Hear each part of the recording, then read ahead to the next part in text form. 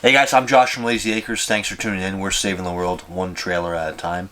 Today we're going to do an orientation on the Passport line of trailers. We're doing these videos for customers that can't come in person, do an orientation in person. Maybe the Mr. can, the Mrs. can't, something like that. There's also those customers who are looking at getting into a Passport or a J-Feather or something similar, and they want to understand the maintenance and how to operate things. And then there's also for those customers who've done an orientation but they forget certain items, so now they can look back on something and maybe refresh their memory on a certain appliance or whatever. These videos are going to be boring, so I understand if you want to kind of clip through or skip through to what you want to see. I'm not offended, go ahead and do that. The other problem is they make changes on these trailers often, so sometimes they'll make a change 3 months in or 9 months in, and that old appliance will be a little bit obsolete. So we're going to try to make these videos as accurate as they can be at the time of filming, and our plan is to do one every year on each different brand. We're going to start on the outside, take our time, and then work our way inside. Thanks guys, see you soon. Hey guys, so we're going to start here on the outside. It's a little bit windy today, so I might be yelling at you, so just take that for what it is. Right up front here we have both of our propane tanks. These are two 20-pounders that come standard on the Passport. They'll come full from Layzee Acres, of course. Whichever tank this switch here is pointing at is the tank it's drawing off of. When that tank goes empty, this piece of clear glass here at the front is going to go red, and it's going to automatically start drawing off of this tank. Then you can come out here, flip this switch over so it's pointing at this tank, and remove that tank and get it filled. Bring that tank back with propane. Then when this tank goes empty, it's going to turn red again. It will automatically start drawing off of this tank you just went and filled. Flip it over here, take this tank off, just back and forth like that, nice and easy. Right up front here, we have our battery connection from Layzee Acres. It's going to come with a single 12-volt battery. Your black wire is negative, your red wire is positive. When you're not using the trailer, it's just sitting in the driveway at home, sitting in a storage yard, you want to disconnect the negative lead so that your battery inside, or your battery right here, does not go dead off the things that are inside. The propane detector, the radio, those kind of items are going to draw the battery down, and you don't want that to happen, so you come back to a dead battery. For the winter, make sure you bring the battery inside. Do not store it on a concrete floor. Yeah, you can obviously do a couple batteries here, but that's something we'd have to install for you. The big thing is disconnect your negative lead when you're not using the trailer. For our hookup, we have a 2 5/16 ball in all the Passports, so that's the size of ball you need to have in your weight distribution for this to work. There's 4 things to make sure you're hooked up. Coupler down, locking in place with a pin in it. Okay, sorry, pin in right here. That pin doesn't let the coupler unlock. Then you have your lights. This is going to plug into the truck or the vehicle and is going to operate your lights and your brakes. This is a 7-way connection, and you need to have a brake controller in the vehicle hooked up and ready to go for this to work. All right, so you have to have a brake controller. So that's the second thing. Then we have our chains. These need to crisscross underneath the hitch, all right, and hook up to the truck / vehicle like so. They need to be crisscross underneath. The fourth thing is our breakaway cable, and that's this guy right here. This has to hook up to a separate link on the vehicle itself. This basically, if the truck ever comes detached from the trailer, this is going to pull a pin back here and activate the brakes so that the trailer doesn't follow you down the road. So 4 things: pin, breakaway, lights, and chains. So don't forget those things, and you're safe to go down the road. Right here is our front power jack. Nice and easy. To extend the leg, you push extend. To retract the leg, you push retract. You can pull this rubber black plug out of here and bring this jack up and down manually if you ever have an issue. Awesome. At the front here on these Passports is a solar prep. So basically you can have a panel on the ground here, plug it in through there. It's going to charge your battery for you while you're dry camping. That panel should have a controller built into it so it doesn't overcharge your battery when it's just sitting there. Coming on the side here, you have to make sure that you lock both sides of this door. If you just lock the one side, you're going to have a little bit of give here, and there's a chance that this could be leaking. So always lock both sides of the door. Right now, this trailer has 30 amp service. It's a twist lock style cord. You basically just plug this in the side, and then you have the other end right here is about 30 feet long. If you're going to use your AC or your electric water heater, you have to use 30 amps. If you adapt down to 15 amps, which is that little triangle adapter I got hooked up at the back there, I'll show you. If you adapt down to 15 amps, you cannot use your AC or your electric water heater. It's not going to work for you. Okay. Nothing else right here. Oh, this crank right here is to manually bring up or down your front jack. Okay, if you need to in that situation. We have switches there on the other side for the electric jacks. But if you ever need to manually bring these up or down, there's an override right through here. Okay, so you get the crank on there and bring these jacks up and down manually if you ever have a battery issue. Those jacks are not meant for leveling, so basically they're going to come down and they're going to put even pressure on both sides just to stabilize the trailer. To level the trailer, you're going to back up onto the site. Let's say you're low on this side, high on that side. Pull a head off the site, put a piece of 2x6 underneath the wheels of the low side, drive up onto that piece. So now you're level side to side. And you're just checking out the level on the floor, right? From there, you're going to level front to back, and that's with your front power jack. So once you're level side to side, front to back, and again, just using a level on the floor of the trailer, then you can bring your stabilizers down to stabilize the trailer. Great. This is your freshwater fill. So if you don't have water at the site, you stick a hose in through here. It's going to fill your tank. When the tank is full, it's going to splash back out at you nicely. If you have water at the site, so you're right there, water is at the post, you can hook up. Come on, Josh. Hook up to your city water connection here. That's just a city water, like so. It threads in with a garden hose. Whatever pressure you have on the site or at the post there is pressure you're going to have on the line. So you should be using what's called a pressure regulator. And that's going to regulate the pressure down below 60 psi. There's always a chance you can hook up to a site that has too high of pressure and you can blow your line through a tap or something like that. So you should be using a pressure regulator. Great. Coming down the side here, we got our 15-inch tires. These are kept at, let me see here, I think 65 psi. Yes, these are kept at 65 psi. Keep them at max pressure. You want to be rolling down the road at max pressure. The lug nuts are torqued down to 110 foot-pounds. When you get home from your first trip, you should be torquing those down, and for the first couple of weeks after that. So 110 foot-pounds, 65 psi for the tires. Different passports are going to have different tires, so you should be just reading the psi rating on your specific trailer to be sure you have it up to stuff. So have that max pressure for the tires. There is bearing buddies on these passports. Basically, you pull this cap off. There's another rubber cap behind there. You can grease your bearings. You're going to put a shot in of grease in at 6,000 miles. And then at 12,000 miles, you're going to have someone repack the bearings for you. So 6,000 miles grease, 12,000 miles repack. I've just got my little shop cord here using right now. You can see the passport one's in the front there. But this is the adapter I was telling you about to adapt down to 15 amps. So if you're adapting down to 15 amps, don't use your water heater or your electric water heater or your AC. Here's your outside shower. That's pretty simple. Just a hot and cold tap that comes out of there. Just don't forget to winterize it. A lot of people forget to winterize that. Down below, it's going to be hard to see here because it's closing the lamp. But down below we have our gray tank and our black tank. So this one right here, because it's underneath the black tank label, is your black handle. This one here is your gray water handle. So if you have sewer at the site, you're plumbed right into the ground, you can leave your gray water open, let that run out as it builds up. The black water, you need to keep that closed, let the solids and the liquids build up together in the tank. If you leave it open, the liquids are going to run out, solids are going to build up above the tank, that's an issue. So leave that one closed. When you come back here, the black water is full. You're going to close your gray water, open up your black, it's going to flush it all at once. Like I said, a little windy here today, guys, sorry about that.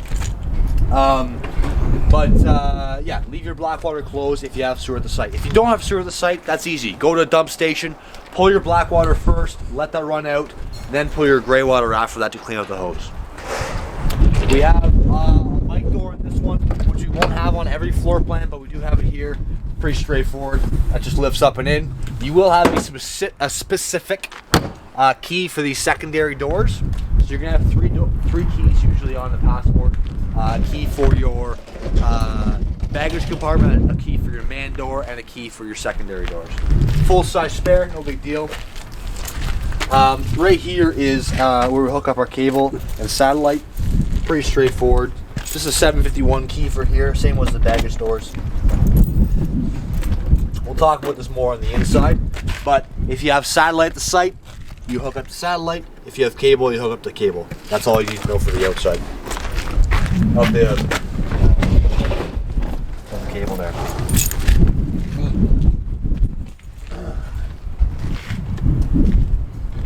My cameraman's complaining he's cold. This fridge right here is electric only, nothing to touch there. Leave it strapped up when you're traveling. There's a switch on and off inside. Right here is your outside kitchen kind of thing.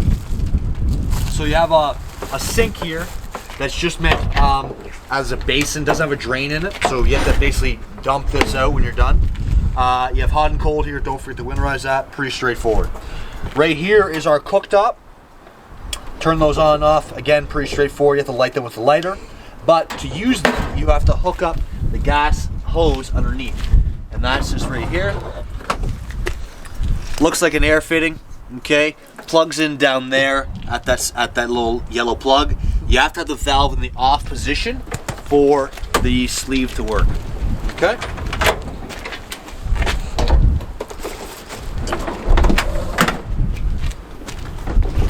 Nice blistery day. Beautiful. All right. Right here is our black water flush. So this has to do with the sewer drain. When you have when you're draining your black water and your black water is open, you can hook up a garden hose fitting to here, and it's going to spray down the inside of the black tank. The key is with that, you have to have your black water open when you're doing this. Fridge vent, don't touch it. Furnace vent, don't touch it. Outside receptacle is attached to your GFI that's on the inside of the trailer. So if your outside receptacle is not working, it's because your GFI is kicked. Right here's our water heater. There's nothing you need to do here on the regular. Everything is switched from the inside. Just if you're winterizing, you have to pull this plug out right here, and the water will fall out of the tank. On the top of winterizing, just pay for someone to do it. I will do a video specifically on winterizing trailers, which you can view, but my honest opinion is just to pay for someone to do it. 70, 80 bucks. It's not a big cost, and it's a load off your mind. Outside speakers, we'll talk about that on the inside. While we're out here though, I'm going to run the awning out. Alright, so bring out the awning.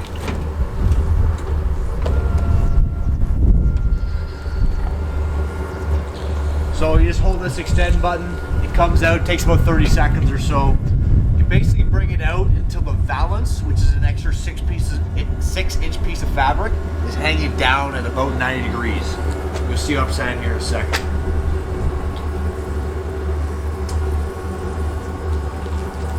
So, see how that is sitting down at 90 degrees? That's the awning out all the way. From there, you can adjust the pitch. So let's say it's raining today instead of snowing. Let's say it's raining, and you want to draw the water away from the door. You can do so by pulling down on this arm. All right, and that creates a little bit of slope this way, or the other side. But when you go to bring the awning back up, it's important you have this arm out in the extend position. These, I'm gonna put the awning away now. These awnings are not meant to be out in a rainy situation. They're not meant to be like a very, very rainy situation. They're not meant to be out in a windy situation at all.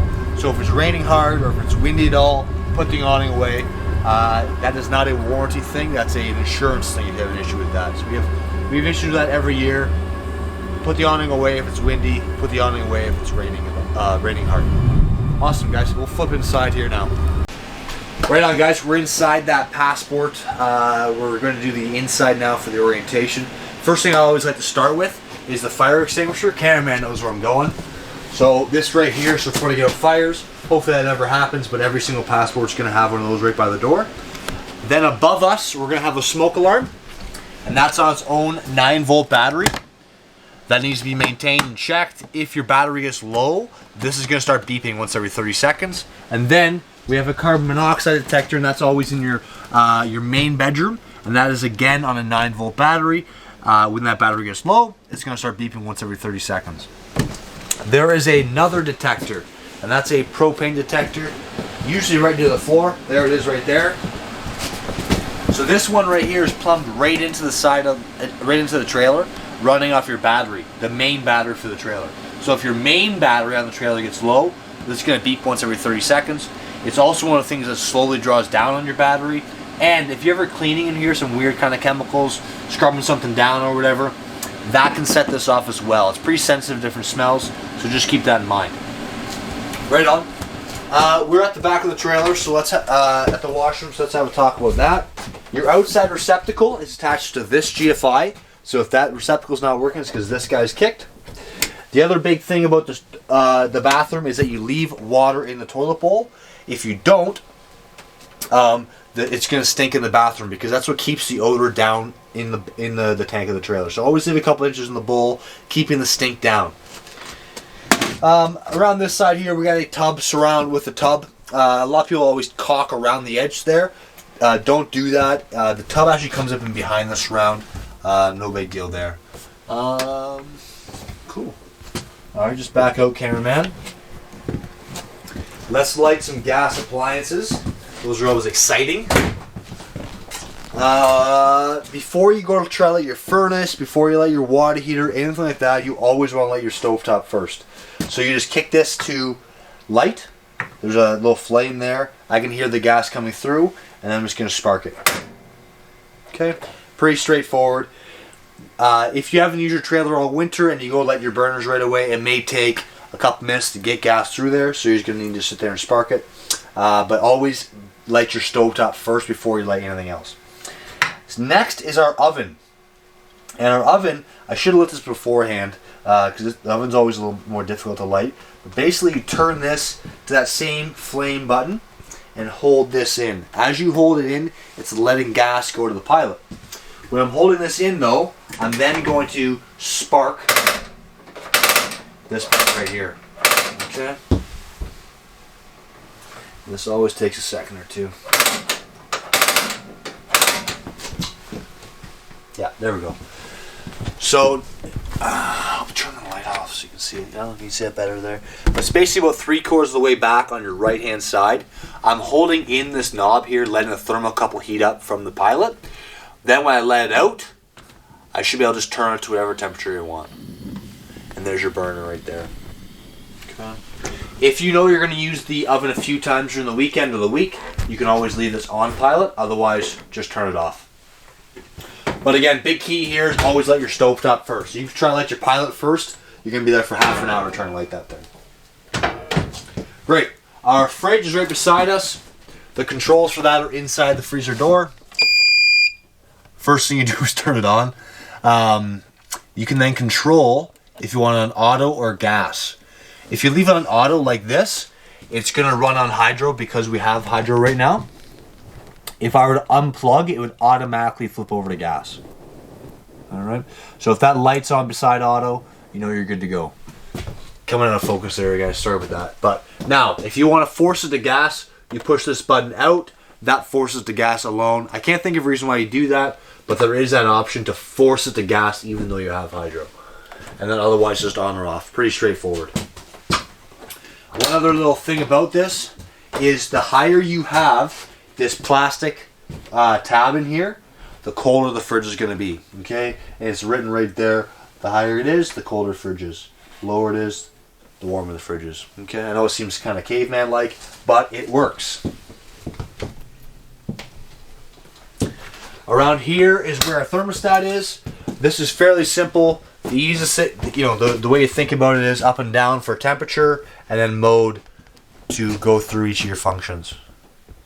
First function is fan. Okay, so see that little fan blade right there? I can have that on auto, or if I push the up button, I can control it to low, high, auto. Auto means it's going to come on automatically with the AC. High or low means it's just the fan itself is running on the AC. So if you don't, let's say you only have 15 amp service, you can't run the AC, but you want to run the fan on the AC, you can do that by just cycling through there. Then you push mode again. I come to cool. I'm not below 55 degrees in the trailer, I don't think. Apparently I am. Sorry, I'm not above 55 degrees, which I am. So the AC is going to come on. I can then adjust my temperature up and down here. I push mode again. It'll go to furnace. furnace is written right down there. The AC is going to shut off here in a second, and then my furnace is going to come on.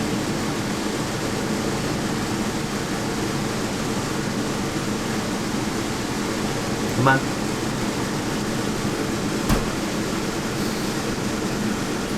There it is. Now here goes my furnace. Turn up the temperature a little bit.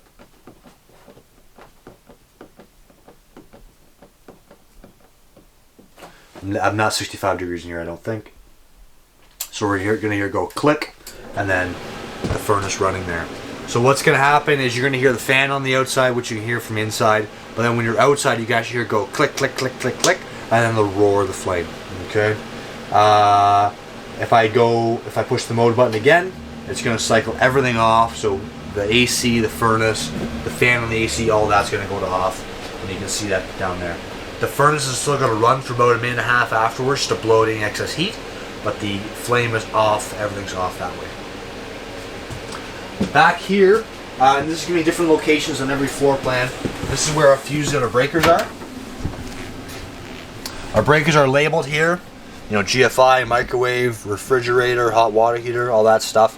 But if a fuse is blown, it's going to look something like, sorry, if a breaker is blown, it's going to look something like that. And then you have your fuses here on your right hand side. They're also labeled, and there's a red light beside each fuse. So if the fuse is blown, that light will light up. If you ever hook your battery up backwards, or if you touch your positive lead on the frame of the trailer, you're going to blow one of these 240s, or actually both of those 240s. They don't have a label, there's no light, so it's kind of hard to tell if they're blown, but if you pull them out, look at them, you can tell if they're blown. If you're ever in the trailer, plugged in, and the lights are starting to get dim, like you're just running off battery, it's probably because these 240 amp fuses are blown. Okay? Great. Let's turn around here to the kitchen TV location. So obviously for the TV, you gotta make sure it's strapped back nice and tight for when you're traveling. These are typically on an arm, so when you unstrap it, you can pull this out, but always keep it back all the way for travel and strap it in place. The hookups for the TV, I believe, are up here. Yep. So pretty straightforward. If you want to use the cable or the TV antenna, you have the TV hooked up into cable TV. If you want to use a satellite, you basically go from here to your satellite receiver, and then from your satellite receiver into your TV. Pretty straightforward there. You know, they make this pretty easy with their key TV, they call it. But if you're going to use satellite, hook up to satellite into the receiver into your TV. Cable just straight into the TV. All right. We have a pretty straightforward radio here.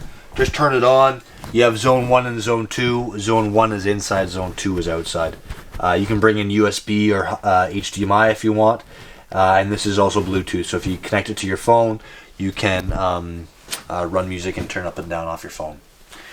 Around here is where we have a lot of... come here, cameraman. Around here is where we have our switches and stuff like that. So ceiling light is right there. Porch light's right there. In or out for your slide out is right here. Now, when I bring my cable slide out in, it sounds like that. When I go out, it's going to make the same noise and just throw it down. See how it doesn't go any further? That's all you do for the cable slide. You can't really bring it out too far and too far. Right here is our water heater switches. So for the gas water heater, you just kick it on. If it fails to light, you just turn this back off, turn it back on again. It'll try again 3 times. Sometimes the gas isn't at the heater yet, like, you know, there's air in the lines or whatever, so it may just take a couple tries to do that, especially if you haven't used it for the last few months. The electric water heater, nice and easy. There's no sound from that. You just kick it on, bingo bango. The problem with the electric water heater, though, is people will turn it on without water being in their water heater, and that's going to blow out your element. So the way you can tell if you have water in the water heater is you have the water hooked up. You have water coming out of the hot tap, let's say in the kitchen. You turn on your gas water heater, let that heat up for about an hour, come back, turn on your hot water at your tap. If you have consistent hot water coming out of your tap, you know there's water in your water heater. Then you can feel safe about turning on your electric water heater. Right here's your water pump. So if you have water in the freshwater tank, you filled that up from the outside, you can turn on your water pump. It's going to pump water from the tank to the taps. If you're using city water connection, you do not turn on your water pump. Whatever pressure you have on the line at the city water connection is pressure you have at the taps, which is why you have to have a pressure regulator. This is only if you have water in the freshwater tank. This is your in and out for your awning. We already operated that. And then you can check, see how full each tank is here. So if you push gray 1, all right, it reads E for empty. If it was 2/3 full, 3 lights would be on. They are fairly reliable. I'll let you figure that out for yourself. You just push the button. The only one that's not reliable is the black water. Often you have like debris on the sensor, and it will be reading 2/3 full, but the tank is actually empty. Pretty standard stuff. They really haven't figured that out with RVs yet. But the black water is not reliable, but all the other sensors are fairly good.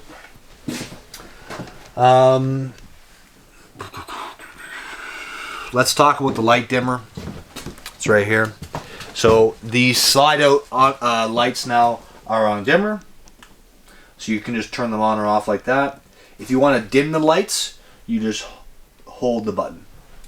And the lights will get dim, and then they'll start getting brighter again. Whenever you take your finger off the switch is where it's going to leave the light. Okay? Off, on. Nice and simple there. Can you think of anything else, cameraman? Microwave's pretty straightforward. Slides can be brought in that manual? Yeah, so the slides can be brought in and out manually. I just showed this in the Montana orientation. Basically, if you have a drill with you, there's a drill bit that comes with each passport. You can put that drill bit into your drill and actually bring your slide in or out manually through here. Okay, it's kind of awkward because you have to get the drill bit on the motor itself up here. Maybe you have to be up on a stool, but you can bring these in and out manually if you need to. You can do that with the cable slides on the passport. As far as it goes, bringing it out slide manually, that's a pretty easy way to go. Great. So I think that was it, guys. I hope you liked the video. I know these are repetitive and boring, but if you like it, push the like button. Hopefully it's useful for you guys. Subscribe too. We're putting out sales videos every day. Email us if you have any questions. Our email is sales@layzeeacres.com, or our phone number is 705-833-2539. Thanks, guys. Have a good day.